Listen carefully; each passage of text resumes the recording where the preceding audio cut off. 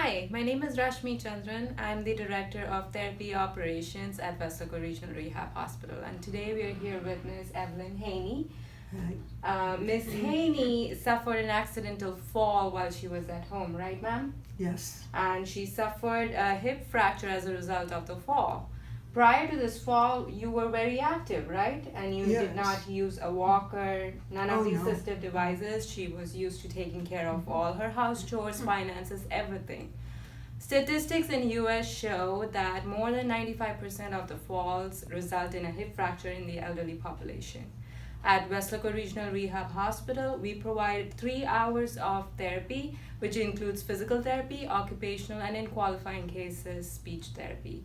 Our intense, comprehensive interdisciplinary program not only allows our patients to return back to their prior level, we also make an effort to educate them regarding fall prevention and to keep themselves safe from other risk factors of readmission. For further information about of our services, please contact us at the number below.